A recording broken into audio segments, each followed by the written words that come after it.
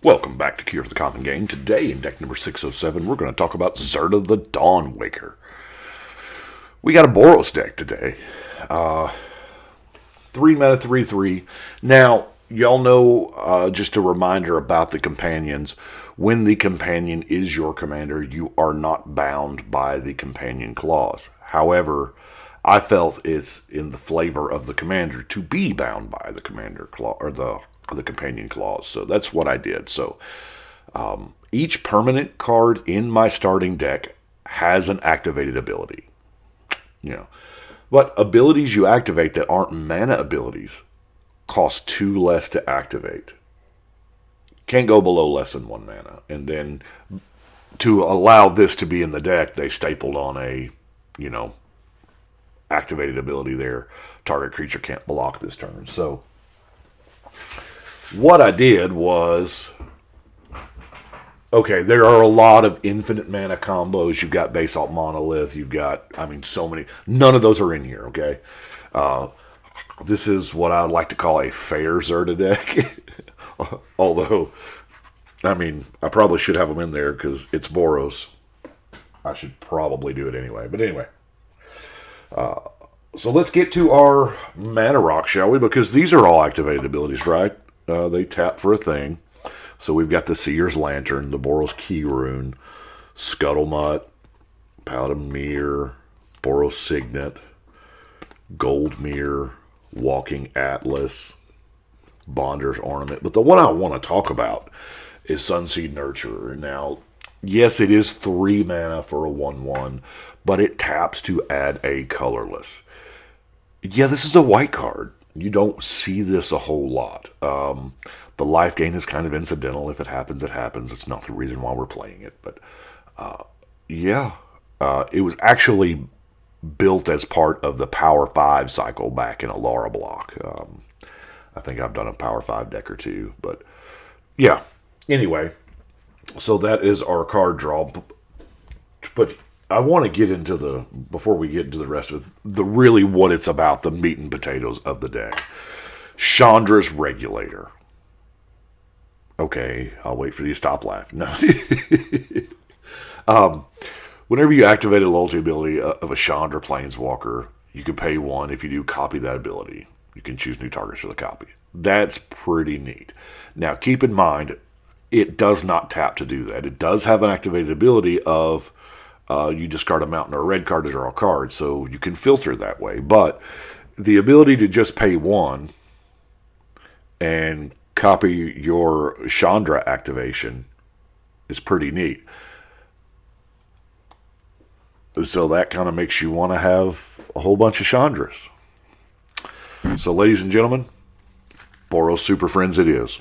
We have Chandra, the Novice Pyromancer. We have Chandra, the Flamecaller. Chandra, the Acolyte of Flame. Chandra, the Fire Artisan. Good old-fashioned original Chandra Nalar, even from the Lorwyn block there.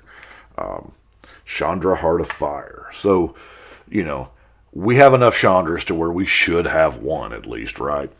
And then I was like, well, it's kind of not enough. So, I'm looking into the Boros walkers that I have. So I threw a Nahiri, Jaya, Rowan, Tybalt, Gideon Jura, Karn. Now, I know Karn's last ability doesn't really work in Commander, but let's face it, we're playing Karn for that static right there, right? Let's see if I can. Activated abilities of artifacts your opponent's control can't be activated. I felt that was in huge flavor of Zirda, the whole activated ability, theme. And then, I had an Ugin, so we might as well throw an Ugin in there, right?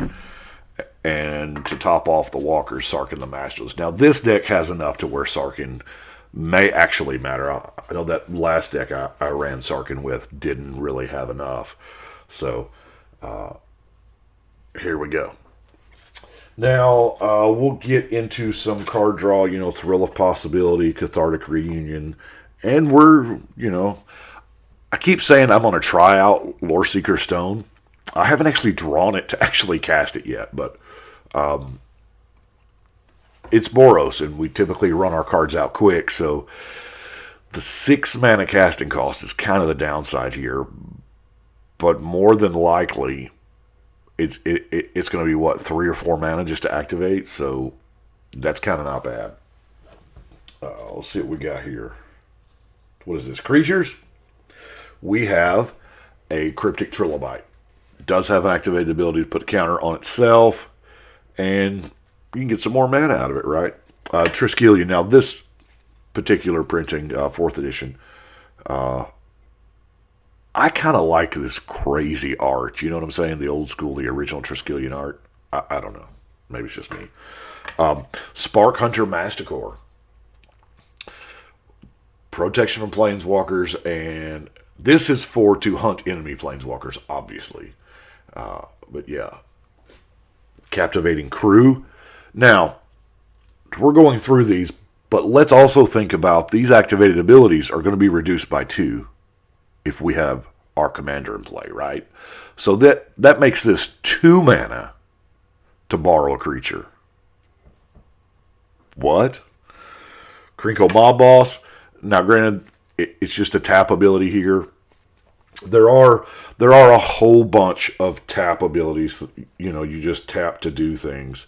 And that is the reason why I have got my untappers.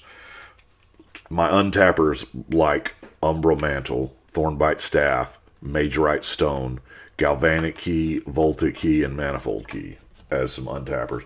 Now, I know you're asking, that's a whole lot of untapping artifacts. That's kind of weird. Good, plain, simple Dragon Blood. I realize there are other, more grandiose options, but I kind of like the Dragon Blood, you know what I'm saying? I really, really like to be untapping some Predator Flagship. Predator Flagship's amazing here because, okay, now for 1 mana, you can make a creature a flyer, and for 3 mana, you can kill that flyer. Whoa. Yeah, that kind of leads into the removal there, doesn't it? We'll finish. Now, Giant Killer, this is, it's riding that line, right? Because technically this is a permanent with activated ability. However, we're probably going to send this thing on an adventure, to shoot down a big creature. We have Phoenix of Ash, which seems really good. I stopped reading at the word escape, but Infernal Titan, that's kind of a good activated ability too. And as I was looking through stuff for activated abilities, I run across Sundial of the Infinite, and I'm like, well, this is pretty cool. Yeah, you can just, spend 1 mana and end your turn. But why would you want to do that? Well, because of stuff like Final Fortune.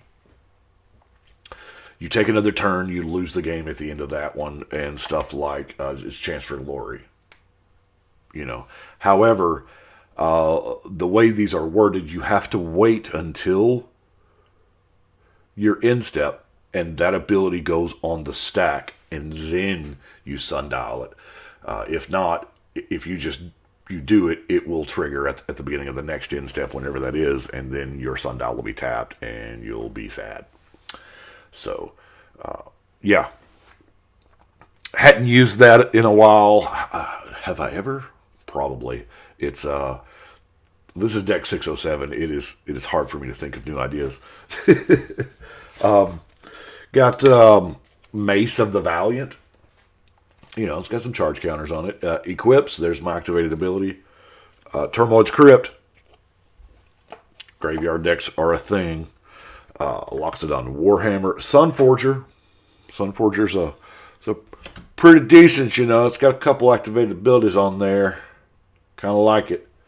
And then, of course, Ethereal Haze. Because, yeah, we're going to get outgunned a lot. So, let's see. Dispeller's Capsule. I opted for this over like a disenchant. I know it's a little slower. I get it. Ravnica at war. Now this will exile our commander, but there's a whole lot of stuff worse, and of course, Planar Outburst and Winds of Wrath and March of Souls, Magus of the Disc, because sometimes here's a good target for an untapper. Bam!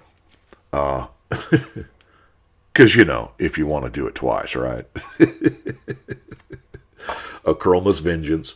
Now, I like some Justice Strike. Incinerate. Now, the Incinerate we all know is probably in there just as a good removal spell to grab with the Boros equipment, Demystify. It's cheap. And that brings us into our lands now. We have a Temple of Triumph, a Battlefield Forge, Boros Garrison, Windscarred Crag, Boros Guildgate, Naya Panorama, Rogue's Passage, Evolving Wilds, Nesting Grounds, Thriving Heath, and Bluff. Now,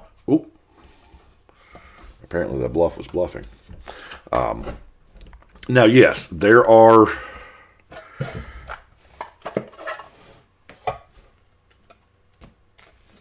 As I said, a fair version, if you will.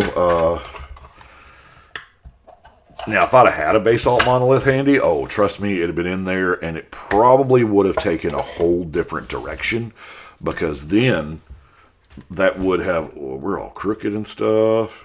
That would have given Infinite Colorless, and probably would have went down that rabbit hole and put in more artifact search. And anyway, I'm kind of glad I didn't, because I've done that, Been there. So, we're going to put 607 back over here on the wall. Maybe I got a chance to play it sometime. But I do appreciate y'all watching. Y'all let me know what you think. And trying to get back on, pumping out decks, which is going to be kind of difficult here. We've got Zendikar Rising hitting soon, and the commander decks that go with it. There's 2 of those. Kind of pretty excited about those. There's some... I was reading the deck list, and of course, I buy precons to cannibalize for the parts. And there's a whole bunch of cards in there that I'll use, so obviously getting them. But I do appreciate y'all. Y'all let me know what you think. But right now, we're going to shuffle and cut.